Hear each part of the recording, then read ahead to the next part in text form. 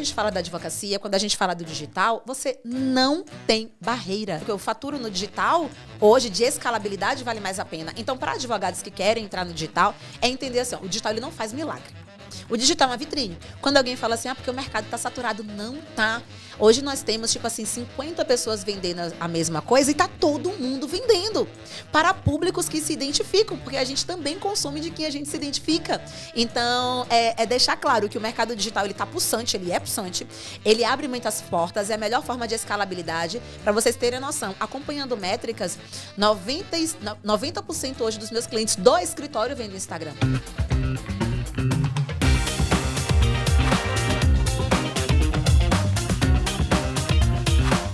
Amores da minha vida, eu sou Gabriela Pereira e começamos agora o nosso Hotmart Cast. Olá! Começando mais um Hotmart Cast, eu sou Alexandre Abramo. E eu sou a Dani Bianchini. E hoje a gente está recebendo aqui uma pessoa incrível, advogada, mentora, especialista em direito imobiliário extrajudicial de alto padrão. Eu tive que ler cada palavra para poder conseguir falar isso tudo, mas a gente vai explicar para vocês como que isso conecta com esse mundo aqui.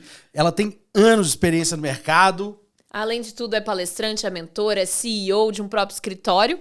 Gabi, muito bem-vinda. Que currículo, né? Gabi, seja muito bem-vinda. Obrigado pela disposição de sair de Salvador para vir aqui conversar com a gente, viu? Obrigado demais. Eu que quero agradecer o convite. Inclusive, eu não estaria aqui se a Hotmart não existisse, né? Olha só. Vocês fazem muito parte da minha trajetória. Vou dividir um pouco disso com vocês hoje, mas certeza absoluta que eu não teria conseguido alcançar resultados tão expressivos se eu não pudesse contar com o apoio de vocês. Bom demais, Gabi. Vamos lá. Antes da gente começar, vamos dar aquele toque para a turma, que é o seguinte. A gente, durante o episódio, a gente estimula as pessoas a comentarem no episódio, ou aprendizados, ou coisas interessantes que eles estão vendo, e a gente escolhe todo episódio o comentário mais legal, que a gente manda um kit do Hotmart Cash. Olha, o kit do Hotmart Cash, que você vai ganhar um já, não é assim, não é coisinhas, não. Não é simplesinho. Assim, é mochila, caneca, fone powerbank. Carregador, powerbank, tem tudo dentro dessa mochila, é incrível. Então, não perca a chance, comenta aí enquanto a gente estiver falando, porque a gente vai sempre escolher. Então, você vem hoje ou nos outros, sempre vai valer. Gabi, vamos começar?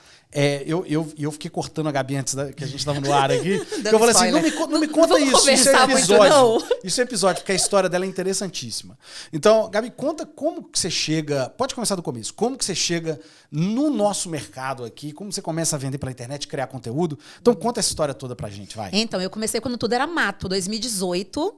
Eu já era professora de graduação e de pós-graduação em uma faculdade super renomada lá da Bahia. Eu já era pós-graduada, já tinha mestrado, só que mestra, Gabi, então. Mestre em Planejamento Territorial e Desenvolvimento Social. E aí, eu recebia R$500 líquido por turma que eu dava aula. Por turma. R$500 líquido caía lá no meu contra-cheque. Por turma. Por turma. E aí, imagino que você tinha bastante turma para poder conseguir, ganhar uma graninha. Então, o que foi que eu fiz na época? Começou a história aí do mercado digital, eu comecei a seguir as pessoas que estavam falando um pouco sobre isso, mas de forma muito tímida ainda. Então, eu geralmente consumia o conteúdo pelo YouTube e tal, para poder conseguir entender. Eu não tinha dinheiro para poder comprar os cursos, porque na época os cursos eram muito caros, eram pouco acessíveis, né? E aí eu resolvi simplesmente maratonar todo o conteúdo que estava disponível no YouTube e resolvi lançar meu primeiro curso em 2018. Meu curso era voltado para contrato de honorários, para advogados. E aí eu vendi por R$50. Caramba, baratinho. Vendi para 30 pessoas. Caramba, já vendeu. E eu simplesmente entreguei uma aula ao vivo, no sofá da minha casa, sem webcam, sem iluminação, sem nada. E já ganhou mais que você 2 horas de conteúdo, R$1.500. Eu falei, é isso que eu quero pra minha vida. É isso aqui. Calma, então você experimenta mesmo, né? Assim, essas são as melhores histórias, porque é alguém que, de fato, assim, barreira de entrada vamos ver zero. O que dá, vambora. Cara, aqui eu abro o conteúdo e vou ver o que acontece. Exatamente. E você já tinha audiência ou não? Tinha uma audiência, eu não vou saber assim de cabeça exatamente quantas pessoas tinham, não era muita coisa, mas como eu também dava aula em graduação, então eu já tinha alguém para poder comprar de mim ali. Sim. Só que era um desafio, porque você vender curso presencial era uma coisa em 2018, mas vender o curso online era um pouco difícil. Então, por isso, quando eu cheguei e falei assim, caramba, 2 horas de aula, e eu consegui R$1.500, sendo que eu demoro 30 dias dentro da sala de graduação. 3 turmas. Imagine, para poder conseguir o que eu faturei em 2 horas, eu falei, eu quero viver do mercado digital. Vambora. Então, isso também é uma outra barreira que as pessoas têm pra caramba, que é a do conteúdo gratuito, né? Dá pra você fazer um tanto de coisa com conteúdo gratuito. Dá. O conteúdo pago, eu acho que ele te ajuda a seguir uma trilha, né? Isso. Então, assim, ele facilita, às vezes corta caminho. Mas o conteúdo gratuito, temos aqui um caso vivo de uma pessoa consumindo conteúdo gratuito e lançando. Né? Isso, e o que foi que eu fiz na época? Eu me responsabilizei, já que eu não tinha dinheiro pra comprar o curso na época do Érico Rocha, né? O Papa do Digital. Sim. Se não fosse ele, a gente também não estaria aqui hoje, porque a ele... gente deve muito a ele. Não, ele abriu as portas pro digital de uma forma muito surpreendente. Com certeza. E eu acho que na época o curso dele custava, tipo assim, uns 8 mil reais. Pô, 8 mil reais hoje é dinheiro, imagine na época.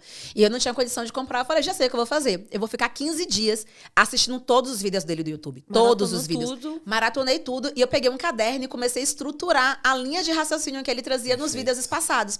Aí, quando eu fiz essa estrutura, eu falei, vou tentar utilizar. Então, eu fiz um e-book, coloquei como isca para poder pegar o e-mail da galera. Não tinha nenhum tipo de ferramenta. Então, eu passava o meu material por e-mail, tipo, de 1 a 1. Nossa, 1 por 1. Não tinha Hotmart para poder auxiliar, então eu vendia por uma plataforma que me dava uma dor de cabeça miserável.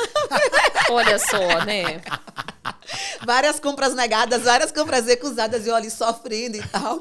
Mas foi assim, o que eu percebi foi o seguinte, se eu não tivesse dado esse tiro de ousadia, eu não teria despertado para esse mercado que era o digital. Outra coisa, se eu tivesse esperado o momento perfeito, eu também jamais chegaria. Porque eu me arrisquei a não ter experiência em nada online, não ter equipamento, não ter estrutura, não ter conhecimento suficiente, mas eu fui com a cara e com a coragem. Gabi, você falou de ser ousada, né? De dar essa cara e coragem, vamos lá. E você já tinha feito movimentos ousados assim na sua carreira antes, né? Que você estava comentando aqui com a gente, que você foi concursada, né? Exato, fui. Como que foi sair de uma coisa que é tão tradicional, que os nossos pais que é o muitas vezes sonho olham? das famílias, né? É o sonho da nossa mãe, do nosso pai, das isso, famílias, né? isso aí. Como que foi esse movimento todo? Então, eu trabalhava em uma grande escritório de advocacia no ano de 2011. E lá nós advogávamos para a maior empresa de telefonia móvel. Nós tínhamos 70% dos processos dessa empresa, Bahia e Sergipe. Eu vim de família muito humilde, eu vim de colégio público, fiz faculdade por conta de bolsa do governo federal. Então, assim, eu vim de uma realidade muito restrita e com muito pouco acesso a facilidades. Quando foi em 2011 que eu estava nesse escritório, foi quando eu fiz a pós-graduação em Direito Imobiliário, comecei a atuar na área, mas a base do escritório era uma base voltada para volume.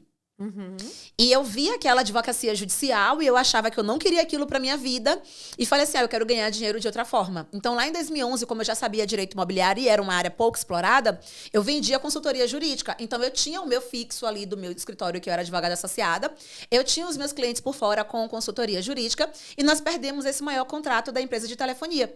Quando nós perdemos o maior contrato da empresa de telefonia, depois de 10 anos de contrato mais ou menos, que o escritório tinha, eu me vi assim... O que é que eu faço da minha vida? Eu tinha terminado de perder meu pai faleceu com câncer, me tornei arrimo de família, então ganhar dinheiro para mim era uma obrigação. Fundamental, tem que ganhar. Tinha que ter, porque meu irmão dependia de mim, minha mãe, embora ela fosse funcionária pública e tivesse uma graninha dela, não era o suficiente para poder a gente conseguir se manter, era meu pai que bancava realmente a casa, bancava tudo. E eu me lembro que essa questão do dinheiro despertou para mim que eu precisava ganhar dinheiro e que dinheiro, ele é um meio, ele não é um fim, que não é errado, sabe? Quando uma vez eu fui no hospital com meu pai. A gente tinha plano de saúde na época, mas uma caixa do medicamento dele custava 7 mil reais. Nossa. Meu Deus. E ele tinha que tomar esse medicamento a cada 30 dias. Meu Deus do céu. O plano de saúde nunca negou pra gente. Eu ganhava como advogada associada, na época, entre 1.500 e 2.000 reais. Mas quando eu vi o valor do remédio, eu falei assim, eu preciso ganhar dinheiro. Porque se meu pai precisar desse medicamento e o plano de saúde negar, não tem como pagar. Eu não vou ter como pagar. E meu pai era a pessoa mais importante da minha vida. Então, eu me vi naquela obrigação de eu tenho que fazer por mim, tenho que fazer pelos meus. Então, eu fiquei nesse escritório como advogada associada, fiquei lá durante uns 2 anos, 3 anos, foi quando a gente perdeu esse maior contrato, eu fui para advocacia autônoma e uma amiga minha virou para mim e falou assim, faz concurso de cartório. Só que na Bahia ninguém sabia o que era concurso de cartório, porque foi o último estado a privatizar os cartórios no Brasil. Nossa, agora é uma das coisas mais disputadas que tem concurso de cartório. Exatamente. Tipo, em São Paulo, por exemplo, tinha Não bastante. tem vaga, em Pernambuco tinha. Só que na Bahia, só pra vocês terem uma noção, na Bahia, quando abriu a primeira vez, eram 1.500 vagas. Nós só tivemos 800 aprovados. Caramba. que a galera não tinha conhecimento, sabia, né, não dessa sabia oportunidade. e tal. Então foi meio que um tiro no escuro. E aí, esse concurso, ele durou mais ou menos uns 5 anos, todo o concurso. Ele iniciou em 2012 até 2017.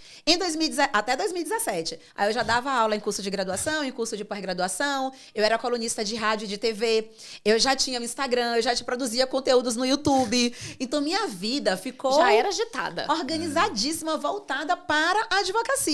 E aí, em 2017, o concurso terminou. Minha mãe virou pra mim e falou assim, aí, você vai fazer o quê? Você vai assumir o concurso? Aí eu falei, vou. Aí ela, você não deveria. Sua mãe? Minha mãe funcionária pública, imagina. Eita. Sabedoria, hein? Ela falou, você não deveria. Aí eu falei assim, por quê? Ela, porque você tá muito bem na advocacia. Se eu fosse você, eu não iria. Aí eu falei assim, mãe, eu não tenho um pinto pra dar de comida.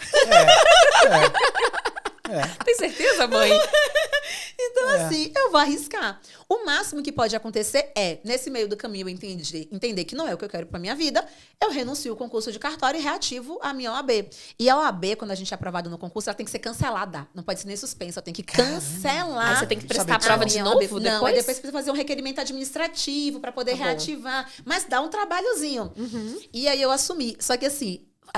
eu sou muito grata à época que eu fui concursada de cartório, mas eu era muito infeliz enquanto profissional. Porque toda a adrenalina da advocacia, a gente não vence dentro de um cartório. Sabe aquela coisa de você atender cliente, Tem nada e você mais burocrático, poder elaborar tese, chegar aos resultados que o seu cliente quer, vivenciar um dia diferente do outro. Pra mim era um porre estar ali dentro. Cartório não faz nem perto disso. Nada, Nossa, é tudo muito engessado. Muita burocracia. Qual foi a ideia que eu tive? Eu falei assim, ó, eu vou continuar produzindo conteúdo por aqui, no Instagram, mas eu não vou vender nada nem para concursados, nem para concurseiros, nem para delegatários concursados. Por quê? Porque eu quero voltar para a advocacia em algum momento. Né? E eu não falava isso com ninguém. Eu quero voltar para a advocacia em algum momento, só que eu quero voltar com o título de ex-dona de cartório. Caramba. Porque isso vai fazer com que abra muito mais portas para mim. Poderoso. E aí, quando veio a pandemia, eu virei para uma amiga minha e falei assim, ai, amiga e tal, eu tô pensando em voltar pra advocacia. Ela chegou e falou, você tá louca? Não volta pra advocacia. O que você vai ter que trabalhar para poder você tirar hoje o que você tira no cartório. E, gente, assim, as realidades cartorárias dependem muito do estado. Sim. Então, um cartório na Bahia, é óbvio que ele não fatura tanto quanto um cartório em São Paulo. Perfeito. E assim por diante. Mas ainda assim, ele te dá uma estabilidade boa. Exatamente. Só que estabilidade é um porre. Eu quero o céu. Você quer ousadia. Eu quero extraordinário. E aí ela falou isso, veio a pandemia. Eu falei assim, ai, pô, que saco e tal, não vou voltar agora. Moral da história, acho que depois de uns 2, 3 anos, eu cheguei e falei, vou renunciar ao meu concurso, também não falei pra ninguém. Comecei um movimento interno de reestruturar minha advocacia. Porque a rede social, quando eu era advogada, ela não era utilizada da mesma forma que ela é utilizada hoje. De fato. E aí eu precisei elaborar estratégias e uma estrutura para que o meu retorno para a advocacia fizesse com que eu já chegasse em um patamar muito mais alto do que os outros advogados. E eu comecei esse movimento, depois eu pedi a renúncia. Quando eu renunciei o concurso, eu demorei 4 meses para poder anunciar no meu Instagram. Eu fiz um evento presencial em Salvador com a ex-sócia minha e lá eu anunciei o meu retorno. Então, assim, eu voltei com os 2 pés na porta. O comeback, né? Então foi pensado, né? Foi Você pensado. não teve Não, aleatoriedade. É tipo assim, eu vou fazer direito Tudo muito isso aqui. planejado. Se é pra fazer essa maluquice, Exato. eu Vou me chamar de louca Fazer de qualquer direito. jeito. Já que vão me chamar de louca. Vai fazer direito. Agora, me conta aqui. Aí, boa, você volta pra advocacia, você estava produzindo conteúdo, continua produzindo. Explica pra mim o que é direito imobiliário de alto padrão. O que é isso? Agora preciso ler de novo. Me explica o que é isso. Eu explico. Aí acontece. É um modelo de negócio, né? Regra geral, a advocacia, ela foca muito no volume. Então, ela foca em você ter muitos clientes com baixíssimo ticket e você vender para todo mundo várias áreas do direito. Vai no volume. No volume. Quando eu pensei na advocacia imobiliária de alto padrão, eu falei assim, eu não quero volume, porque para mim não faz sentido, não é o que me dá tesão na advocacia. O que me dá tesão na advocacia é eu ter poucos clientes, mas eu prestar um serviço de tamanha excelência e personalização, a ponto de eu ter poucos clientes que me remuneram como se muito fosse. Então, eu tenho uma estrutura muito mais enxuta, eu tenho uma equipe muito menor, eu consigo... 85% dos meus clientes, eles não são de Salvador, eles são do online, eu atuo pro Brasil todo. Eu estou localizada em um excelente bairro de Salvador, tenho uma estrutura incrível, mas eu não preciso ficar correndo atrás de 10, 15, 30, 50 clientes, porque eu tenho, por exemplo, clientes que me remuneram como se fosse 10, 15, 20, 30. E aí, eu foquei hoje em consultoria jurídica, e regularização de imóveis. Perfeito. Quando eu pensei na advocacia imobiliária de alto padrão, é exatamente para que a base do meu escritório seja imóveis de alto padrão. Perfeito. Tanto para aquisição desses imóveis, como para a venda, entendi. como para arrematação e leilão, quanto para consultoria jurídica, due diligência imobiliária. Porque eu sei, por exemplo, lá no escritório, eu sei o gosto do tipo de café dos meus clientes. Eu sei se eles gostam de café e se eles gostam de chá. Sabe, eu sei o nome dos filhos. Quando eles fecham um contrato comigo, eles ganham um mega presente na casa deles. Então, eu tenho lá tem um setor de cuidado com o cliente. Então, a minha ideia era, eu quero voltar para a advocacia, mas eu não quero vivenciar essa advocacia imobiliária comum. Eu quero vivenciar uma advocacia imobiliária que eu enxergo que eu tenho direito, que é uma advocacia extraordinária. Perfeito. E a advocacia imobiliária de alto padrão, diferente da advocacia imobiliária normal, a gente precisa ter muito conteúdo e conhecimento mercadológico. Porque a gente faz negócios grandes, né? Então, são imóveis de 10 milhões de reais, imóveis de 5 milhões. A forma como você se posiciona perante o cliente, ele não quer só que você faça um contratinho. Ele quer que você entenda do negócio dele. Que você entenda sobre os aspectos mercadológicos sobre a aquisição ou não desse imóvel. Eu estava até contando essa semana que me deparei com a situação de um cliente, agora que ele se tornou cliente, mas há 15 anos ele comprou um imóvel. 15 não, 17 anos ele comprou um imóvel. E aí ele comprou esse imóvel, era uma fazenda no interior da Bahia, e ele pagou 500 mil reais por esse imóvel. Tem 1.000 e poucos hectares, acho que é 1.000, não vou saber de cabeça agora, mas é 1.000 e pouquinho, é menos de 1.300, mas é 1.000 e pouquinho. E aí ele chegou, adquiriu esse imóvel por 500 mil reais na mão de uma pessoa que, segundo ele, era da família dele, foi pagando dinheiro, nesse meio do caminho o dono do imóvel morreu. E não tinha um documento. Não tinha nenhum documento. Olha o problema, porque piora, porque a área imobiliária é isso. Até aí tudo bem. Até aí tava tudo tranquilo. 500 mil reais, pagou uma bagatela, ok. E agora ele tomou conhecimento que tem uma ação de desapropriação movida pelo poder público em relação a esse imóvel. Ele ficou devendo aos herdeiros o valor de 50 mil reais, mas ele pagou, segundo ele, 450 mil. Só que, onde é que desemboca o problema? Esse processo de desapropriação pelo poder público finalizou em julho desse ano. E os herdeiros, porque o imóvel está em nome dos herdeiros, vão receber uma indenização de 4 milhões de reais. Entende o problema? Meu Deus, que confusão. Só que se ele chega pra mim somente com a ideia do jurídico, a minha mente ela é mais fechada. Então eu preciso ampliar para essas questões voltadas para o alto padrão para poder entender, inclusive, quais são os negócios que podem girar nesse lugar. A gente já vai ingressar com a ação judicial para poder mostrar que, na verdade, ele que figurava como possuidor, ele que faz jus da indenização, suspender esse valor, esse pagamento dos herdeiros e assim por diante. Mas só para poder vocês entenderem que é diferente de uma advocacia imobiliária comum. Total, entendeu? Total. E aí, falando digitalmente, tá?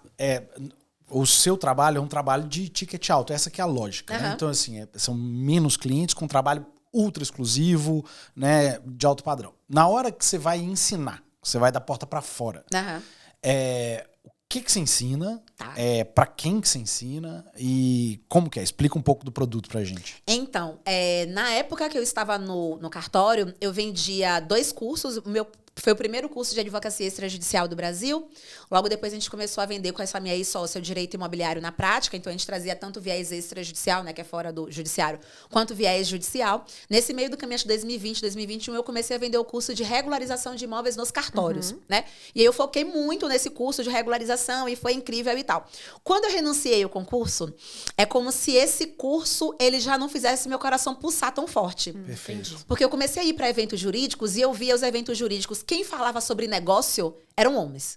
Sempre homens falando sobre negócio. E as mulheres falando sobre direito material e processual. E eu falando assim, caramba, mas nós temos tanta competência quanto, quiçá até mais. A gente pode sentar em uma roda também e falar de negócios para nossa advocacia. E eu percebo também que a gente aprende na graduação e na pós-graduação que a advocacia é um ato de sorte. É quando surge cliente, é no momento que alguém indica. Eles não entendem a advocacia como sendo uma empresa, como sendo um negócio. Eles são muito informais. E isso não se sustenta a longo prazo, principalmente agora na área da rede social. Então, eu resolvi montar uma mentoria, que é uma mentoria para advogadas, que é exatamente advogadas que querem ou atuam com a advocacia de alto padrão, só que aí nas mais diversas áreas do direito. Perfeito. Então, por exemplo, eu tenho uma mentorada minha, que ela é expert em divórcio de mulheres evangélicas. Caramba! Tem noção do que é Super isso? nichado. Isso é especialização. Né? Exatamente, é muito nichada. Tem outras que atuam na parte de direito de imagem de infoprodutores, sabe? Também que é um tema quente. Crescendo cada vez mais, né? Então, assim, são das mais diversas áreas. Só que, assim, modelo de negócio é modelo de negócio. É replicável para qualquer negócio. Então, eu lancei essa mentoria. Foi nesse ano, foi em janeiro desse ano. E aí, estou agora com 76 mentoradas que estão atuando para que elas possam se destacar na advocacia de alto padrão na respectiva área dela. Gente, mas você faz tantas coisas. Como é que você se equilibra? Acho que esse é o próximo tipo. Porque você é CEO, você é palestrante, você é mentora, você tem... Qual que é o tamanho da sua equipe hoje? Então, se eu contando do digital ou só do escritório? Não, tudo. Do vai. tudo. Eu tô com 20 pessoas. Olha só. Mas mesmo assim não é tanta gente. Não é. Pro tanto de coisa que você faz. Exatamente. Nossa, cara, deve ser muito louco essa... E no digital, hoje, quem que você tem de equipe que te ajuda? Porque eu imagino que pra você também dar conta de todos os alunos, você precisa de um suporte ali, né? Então, tem a parte do suporte, tem um comercial, tem uma social selling, tem o gestor de tráfego, tem estrategista, tem a pessoa da infraestrutura, tem o suporte, já falei. Deixa eu ver o que mais. Basicamente tem essas E conteúdo? pessoas. Aí tem a social media, mas regra geral eu gosto muito de produzir meu próprio conteúdo. Eu tinha esse chute. Eu tinha esse chute. Por isso que vamos por aí. Como é que é a sua rotina para produzir conteúdo? Quanto que tem de planejamento nisso e quanto que tem de ser um negócio seu e tal? Tá. Eu sou geminiana. O que acontece? Tudo que em mim que for negativo, a culpa é do meu signo, a responsabilidade não é minha. Exatamente. Entende? Então, assim... eu sou muito bagunceira, eu sou pouco planejadora, eu sou muito executora. Fazer a culpa o é quê? minha? Não é do meu signo, entendeu? É porque eu sou de gêmeos. Tá certo. Eu sou de Libra, eu falo a mesma coisa. Então, entende a situação? E aí, qual a ideia? Eu não sou a pessoa do planejamento. Então, sim, a minha social media, ela tá consumindo minhas aulas, ela consome as minhas lives, ela produz o conteúdo, tá o conteúdo lá bonitinho sendo postado. Mas eu sou muito do feeling. Então, regra geral, eu terminei de atender aqui um cliente, eu já vou montando o roteiro do vídeo que eu vou gravar explicando aquela situação que eu terminei de vivenciar. Sabe? Para não perder tempo, porque eu percebo que hoje o digital, principalmente os advogados, eles esperam um momento perfeito para que eles façam conteúdo. Não vai surgir um momento perfeito. Então é muito o cliente saiu aqui, são 30 minutinhos, eu vou fazer um roteiro rapidinho, vou gravar ali menos de 1 minuto, eu vou editar no CapCut, já vou subir e vai ser uma coisa muito mais rápida. Então eu sou muito de colocar realmente a mão na massa para poder, até porque eu sei o que minha audiência gosta e o que ela precisa, sabe? Já são muitos anos. O meu Instagram é desde 2016. São 8 anos, então, mesmo a audiência sendo renovada e o digital sendo modificado, mas a gente tem esse feeling de percepção. Eu sou muito próxima da minha audiência, então eu sei as fotos, eu sei as histórias, eu sei os nomes das pessoas que geralmente falam comigo, eu sei os problemas que elas enfrentam. Quando eu vou encontrar pessoalmente, às vezes eu não reconheço a foto do Instagram a pessoa, mas se a pessoa falar o nome, eu sei dizer o que a pessoa me falou. Exatamente. Deixa eu só fazer um parênteses aqui para as pessoas, você tá contando pra gente que é desde 2016 seu Instagram. 2016 não tinha stories. Exatamente. Usava Snapchat na época. É verdade.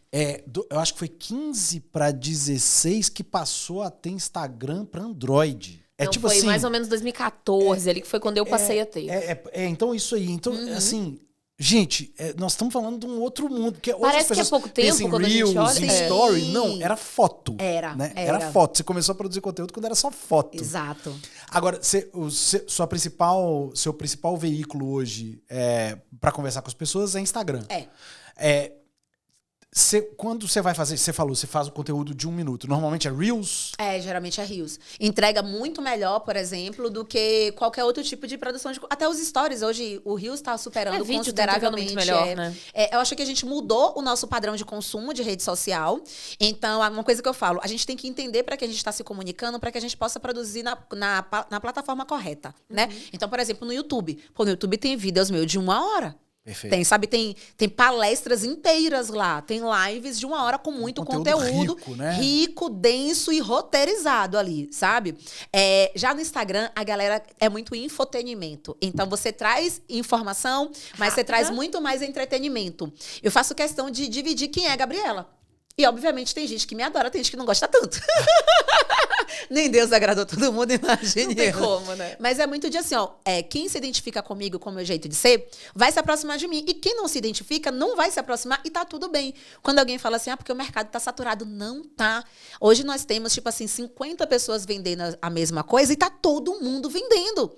Para públicos que se identificam, porque a gente também consome de quem a gente se identifica. Então, é deixar claro que o mercado digital, ele tá pulsante, ele é pulsante, ele abre muitas portas, é a melhor forma de escalabilidade. Para vocês terem noção, acompanhando métricas, 90% hoje dos meus clientes do escritório vêm do Instagram. Olha só. 10% vem de indicação. Caramba. Então, eu vou acompanhar as métricas para que eu saiba no que é que eu concentro mais a minha energia. E a produção de conteúdo do A Gabriela Pereira é porque lá eu sou mentora, eu sou professora e tal. O do Gabriela Pereira Advocacia, que é só do escritório, é outro. Inclusive, ele tem pouco tempo que eu montei, mas é conteúdo completamente diferente, porque eu lá tô para poder prospectar clientes finais. E do YouTube é completamente outro também. Então, quando falam assim, é porque dá trabalho. Mas se dá dinheiro, tem que dar trabalho. Vale a pena, Óbvio, né? não, Né? O dinheiro não cai do céu, Não né? existe. E não é esperar ter tempo para poder fazer o conteúdo. É você aproveitar o que você está fazendo. No dia que eu tô muito sobrecarregada, eu só pego meu celular, eu boto o time-lapse aqui e tô fazendo mentoria, e eu tô respondendo cliente, eu tô prestando consultoria. Faz um dia comigo. Pronto. E tá post. lá, entende? Tá lá, tá pronto. Gabi, e aproveitando uma dica, então, que eu queria te pedir, porque tenho certeza que tem muito advogado que acompanha a gente aqui também, e deve ter bastante advogado querendo entrar em redes sociais ou querendo dar um boost ali em redes sociais. O que você daria de dica pra quem tá começando, pra quem é da área de advocacia e tá começando um perfil em rede social? Lembrar que quem paga seu boleto é você. Isso é importante. Porque a galera fica naquela, vou me chamar de blogueirinha, vou fazer não sei o quê. Eu iniciei uma palestra na semana passada e aí eu falei exatamente isso. Eu falei assim, em 2019, eu mandei 30 e-mails, 2019, antes da pandemia, eu mandei 30 e-mails para 30 OABs do Brasil. Coloquei lá. Tanto a OAB jovem quanto a OAB normal, saí mandando, me oferecendo para poder palestrar em 2019. E eu não só me ofereci para poder palestrar, como eu falei assim, eu arco com todos os custos. Adivinha quantas OABs me responderam? Nenhuma. Nenhuma. E aí, o que foi que eu fiz? Eu contratei uma menina, a Dani, e falei assim, Dani, eu quero viajar ao Brasil palestrando. Só que assim, pela OAB não tá rolando, o que é que eu posso fazer? Vamos fazer o seguinte, eu quero que a gente venda o meu curso assim, tipo, vamos vender por 497, uma noite toda de sexta, um sábado o dia todo, e eu vou viajar ao Brasil ministrando esse curso. Aí eu fiz 2 edições no Rio de Janeiro, eu fiz uma edição em São Paulo, uma edição em Recife, uma edição em Brasília e uma edição em Manaus. Pronto, consegui fazer isso aí. E uma em Salvador, 6. Logo depois veio a pandemia. E aí eu falei, caramba, agora eu vou ter que suspender isso.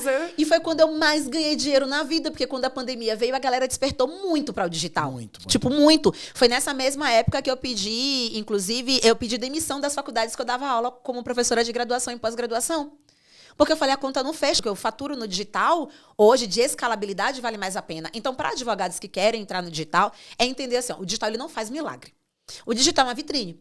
Se você passa na frente de uma loja, você pode não querer ter nem prazer em entrar na loja, porque você não se identificou com aquilo ali, né? Você passou e falou, isso aqui não é pra mim, não faz sentido e tal, você não vai entrar. Mas quando você passa por uma loja que você se identifica, que ela oferta aquilo que você sabe que você precisa, você vai entrar. Você vai ficar, você vai comprar, você vai voltar e você vai indicar. Então, pensando nisso, saber que não vai fazer milagre você ter um perfil profissional, que não adianta nada você produzir conteúdo se você não tem clareza de qual é o cliente que você quer prospectar a partir daquilo e serviços que você quer vender. Só que é a sua maior chance de escala, porque é a forma de você se tornar reconhecido em nível nacional. Imagina só. Né? E em 60 dias, 15 palestras em 15 estados diferentes. Então, se não fosse a rede social, isso não teria acontecido. Perfeito. Como que você organiza hoje? Você tem gente, assim, você tem um líder específico, sócios para poder fazer isso? Ou você gerencia tudo embaixo de Não, você? eu que gerencio. Tudo. Porque já que a advocacia não é no volume, eu tenho poucos clientes para poder dar conta. Faz sentido. Então eu não preciso de uma mega equipe. Por isso que faz. Porque assim, se eu tivesse exatamente o contrário, eu não poderia me ausentar do escritório. Eu viajei na quinta-feira da semana passada, eu palestrei no Rio na sexta, aí eu fiquei quinta, sexta, eu ia voltar sábado para Salvador. Eu falei, tá tão gostoso o Rio, vou ficar mais um dia. Aí eu fiquei mais um dia no Rio, eu voltei na segunda-feira. Aí ontem eu já vim aqui para BH, daqui a pouco eu tô indo para Goiânia. Se eu tivesse um volume volume, tipo, não teria como. Então, tem uma frase, que é brincadeira, tá, gente? É meme da internet, mas faz sentido. Que fala assim, como é que você dá conta de tudo? Eu faço tudo mal feito. Faço tudo mal feito, eu já vi isso. Eu já vi isso. Aliás, aí a gente falando disso, vamos aproveitar e lembrar as pessoas. Se você não comentou ainda nesse episódio, ó, comente, porque você está concorrendo a um kit super bacana nosso e ajudando a gente a levar o conteúdo mais longe. Gabi, a gente falou aqui de conteúdo, de empreendedorismo de uma forma geral. Uma coisa que mudou drasticamente desde que você começou a produzir conteúdo é o jeito de produzir conteúdo sendo advogado. Mudou para todos os nichos, mas eu acho que no nicho do direito mudou, inclusive legislação, sim, né? Como que se administra isso? Porque eu sei ao mesmo tempo que é uma encrenca, que em volta existe uma vigilância até mais dos seus pares do que necessariamente da regulação. Como que se administra isso? Como é que funciona para você isso hoje? É porque, pra gente, a partir do Código de Ética da OAB, a gente não pode fazer publicidade, né? O nosso conteúdo tem que ser um conteúdo meramente informativo. Perfeito. Então, é ter alguns cuidados, né? Então, no momento de fazer uma CTA, que pra gente em curso a gente tem que fazer o tempo todo. A gente já não faz uma CTA agressiva, né? A gente já passa ali a informação e que, na realidade, assim, ó, dá para poder adaptar. Só que aí eu preciso ter clareza de que o que vai chamar a atenção do meu potencial cliente no escritório é também o que chama a atenção de qualquer consumidor. Então, os 3 primeiros segundos do vídeo é você trazer uma frase de impacto para que a pessoa queira continuar ouvindo o que você está falando. Então, quando eu chego com situação de prejuízo financeiro de cliente, alguém que arrematou imóvel e deu problema, alguém que comprou e estava com documento falsificado, enfim. Então, eu sempre uso os 3 primeiros segundos para poder trazer aquele alerta. E logo depois, trazendo o esclarecimento para que eles não caiam no mesmo problema. No final, a minha CTA vai estar na mensagem subliminar. Eles já sabem que eu vou resolver esse tipo de problema, entende? Mas precisa realmente de um pouco mais de cuidado. Mas eu tenho uma teoria, sabe? Eu acho que essa galera que perde tempo assim denunciando os coleguinhas é o povo desocupado. Não, porque quando eu olho minha agenda e eu penso a quantidade de coisa que eu tenho pra poder fazer, eu falo assim, eu não tô denunciando os outros? Nada, nem em situação nenhuma eu tô aqui fazendo o meu. Eu só estou onde eu tô, porque desde sempre eu tô fazendo o meu. Por mim e pelos meus. Só por isso. É limitador. Existe o céu para o concurseiro ou para o concursado, é o limite. Você vai chegar em um teto e você vai bater esse teto. Concurso de cartório não tem teto, mas ele tem um teto por conta da localização. Então é óbvio que se eu estou em uma cidade pequena do interior, se eu estou em um estado menos favorecido, se a minha tabela de emolumentos é muito menor do que outros estados, é óbvio que eu não vou ter a mesma remuneração que os outros lugares. Claro. Beleza. Só que eu tinha a opção de continuar sentadinha no meu balcãozinho, confortável, recebendo o meu fixo ali mensal. E muito pelo contrário, eu falei, eu mereço mais, eu quero mais, eu preciso de mais.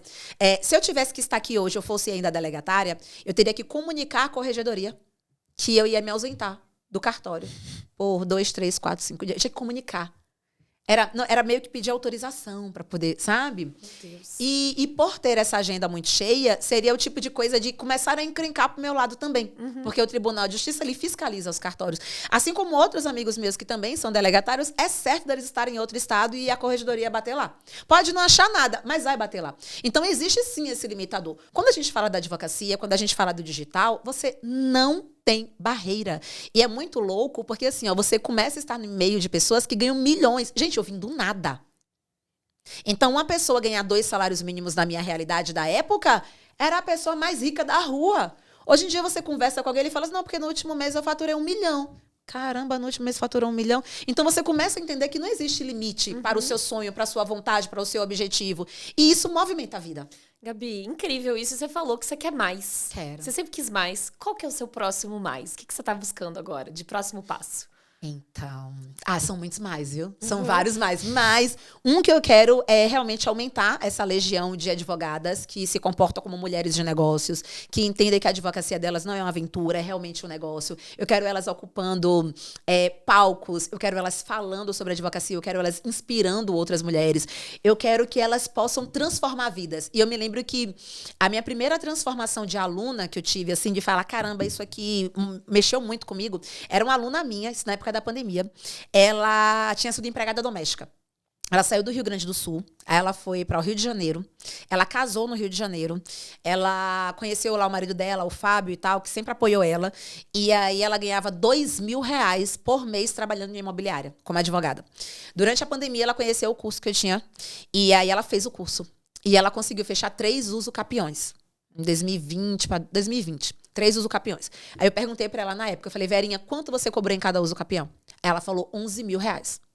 Ou seja, 3 clientes dela geraram para ela um faturamento maior do que ela demorava o ano todo para poder receber. Hoje, Verinha tá maravilhosa, tá com a casa, terminou de comprar uma cobertura na região dos Lagos, no Rio de Janeiro, sabe? Tá proporcionando um extraordinário para ela, pro marido dela, pra família dela e tantas outras alunas minhas que me inspiram. Quando alguém fala assim, você é muito inspiradora, eu falei, vocês me inspiram todo santo dia, velho. Você retroalimenta, né? Elas te inspiram, você inspira elas também. Porque é cada barreira. Tem uma aluna minha, a Kalina, que antes chamavam ela de Kalina da internet. Ela vem Kalina da internet. Aí Kalina terminou de arrematar uma cobertura duplex, agora lá em Boa Viagem, em Pernambuco, de 250 metros quadrados, tá morando lá frente mar, maravilhosa. Entende? Então isso eu acho muito incrível. Eu acho que se eu conseguir inspirar outras advogadas, outras mulheres, para que elas entendam que o céu não é o limite, que a gente não precisa se contentar com pouco, que a gente pode alcançar sim o extraordinário, desde que a gente esteja disposta a pagar o preço, eu posso morrer feliz. Porque eu já cumpri meu papel, com certeza absoluta. Ai, muito bom. E para quem quiser acompanhar mais aí sobre você cumprindo seu papel, né? Para você poder inspirar mais pessoas, quais são seus arrobas, onde que o pessoal pode te acompanhar? Então, tem o Instagram, que é a Gabriela Pereira, tá? Que é onde eu sou mais ativa. Tem também o canal do YouTube, que também é a Gabriela Pereira, que eu tô lá uma vez por semana fazendo lives e tal, falando sobre negócios efetivamente. E eu tô lá vivendo minha vida, mostrando que sim, que a vida pode ser muito prazerosa. Uma coisa que eu sempre falo não importa de onde você veio, a sua origem não importa a ninguém, mas o seu futuro é de sua responsabilidade. Então a gente escolhe se a gente é protagonista ou se a gente é vítima da nossa história o tempo todo. E não é fácil, não é rápido, não é 100% gostoso, tem muita coisa pelo bastidor que cansa, que esgota, mas acho que a gente focar naquilo que a gente pode alcançar a partir do nosso trabalho e seguir fazendo o nosso, né? Porque eu sempre falo que o equilíbrio, ele só vem depois do desequilíbrio. Então, não foi sempre fácil. Hoje eu tenho equipe, mas durante muito tempo eu fui tudo sozinha, né? Organizar pagamento, fazer planilha no Excel, que eu odeio, inclusive. Eu amo Excel. Eu odeio. Geminiana, ok? Odeio fazer planilha, odeio planejar as coisas. Mas eu fui fazendo com as armas que eu tinha. E eu tinha uma amiga minha que, na época, ela super me desmotivava. A Raissa. Eu conto a história pra todos os lugares que eu vou, ela vai morrer lembrando disso. A Raissa, ela falava assim, sai da internet, Gabi. Coisa chata você fazendo coisa pra internet, não sei o quê. Ai, para de acompanhar. E aí eu me lembro que eu virei pra ela, a gente foi jantar, eu, ela, o marido dela, eu, ela e Léo. A gente lá jantando e tal, e Léo falou, tô sabendo que agora você é blogueirinha e tal. Aí eu cheguei e falei assim, ô Léo, ele tem uma empresa de hortifruti. Aí eu falei assim, Léo, quanto você precisa trabalhar pra você colocar líquido no seu bolso 20 mil reais? Aí ele falou assim, caramba, eu tenho que trabalhar muito. Eu falei assim, você tem que chegar na Ceasa, né? Tipo, 4 horas da manhã, você precisa acordar 3h30, você precisa fazer não sei o quê. Ele falou assim, Eu falei, rapaz, ontem eu dei um curso na internet e eu faturei aqui 20 mil reais. Com algumas horas de trabalho. Então, assim, não importa o que vocês falem em relação ao que eu tô fazendo. Além de eu ter prazer, eu tenho resultado. Então, assim, eu vou continuar fazendo. E isso, gente. Quando eu fui lançar meu curso pela primeira vez em 2018. Então, é a gente entender que não existe barreira para poder a gente alcançar o extraordinário, né? Só que tem que querer pagar o preço. Então, a Gabriela Pereira, pode seguir lá. Para você que está acompanhando a gente, você já sabe, a gente está aqui toda semana, sempre com conteúdo bom, com convidados incríveis como a Gabi aqui. Obrigado pelo seu tempo, obrigado de coração. Obrigada pelo convite. Para a turma que está acompanhando a gente se vê no próximo episódio. Tchau, tchau. Tchau, tchau. Tchau, tchau, gente.